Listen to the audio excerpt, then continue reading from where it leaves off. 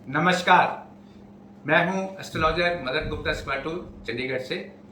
और आप जानते हैं कि 24 अक्टूबर यानी रविवार को इस बारी करवा चतुर्थी यानी करवा चौथ का व्रत रखा जाएगा। ये बहुत ही पवित्र व्रत माना जाता है, जिसमें सुहागिनें भी और कुंवारी कन्याएं भी व्रत रखती हैं अपने पति की दीर्घायु के लिए, या जिनकी शादी नहीं हुई है वो इसी कामना से व्रत रखती हैं। इस बारी का जो करवा चौथ है वो थोड़ा सा अधिक इम्पॉर्टेंट इसलिए है कि 24 तारीख को एक तो रविवार है।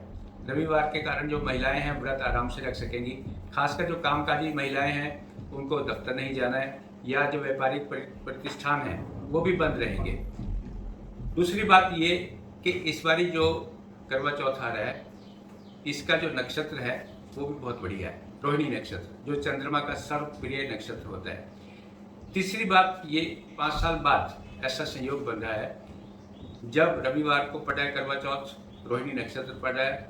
इसके अलावा अगर हम अंक विज्ञान यानी न्यूमरोलॉजी की बात करें तो 24 तारीख होगी। 24 तारीख का जो अंक बनता है वो 6 बनता है, और 6 जो है वो न्यूमरोलॉजी में शुक्र को इंगित करता है, प्रतिनिधित्व करता है।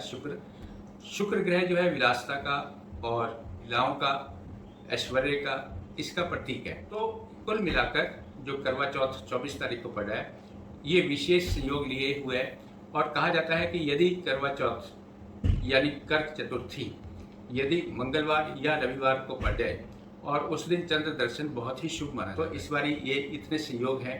तो आप जिनकी जन्म की तारीख 6, 15, 24 या जिनका जन्म शुक्रवार को हुआ है वो भी व्रत रखें, चाहे वो मेल हैं या फीमेल हैं, तो उनके लिए ये शुभ होगा। वैसे देखा जाए तो अगर हम भारतीय परंपरा के अनुसार देखें तो ये भी एक वैलेंटाइन डे है, जब पति और पत्नी एक दूसरे के प्रति समर्पित होकर व्रत रखते हैं, दीर्घ आयु की कामना करते हैं। इस एपिसोड में हम बताएंगे कि चांद कब निकलेगा, क्योंकि जो व्रत खोला जाता है वो चांद निकलने पर खोला जाता है। सुबह सुबह सर्दी खाई जाती है और पूरा दिन निर्जल व्रत रखा जाता है। चांद का जो पंचांग के अनुसार समय है वो है 8:03। लेकिन ये कई जगह ऐसा होता है कि जो चांद जो दिखेगा वो तकरीबन 8:30 से लेकर 9 बजे के बीच दिखेगा। वो डिपेंड करेगा कि आपकी लोकेशन क्या है। फिर भी यदि आपने व्रत खोलना हो तो तकरीबन 8:30 बजे के बाद जो पूजा का समय है वो 5 से लेकर और 7 बजे के बीच रहेगा। इसमें आप खोल सकते हैं अपना व्रत।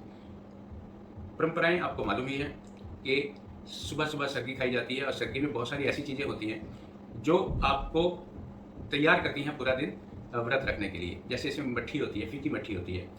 इसके अलावा बहुत सारे मेवे होते हैं और शाम को फल होते हैं।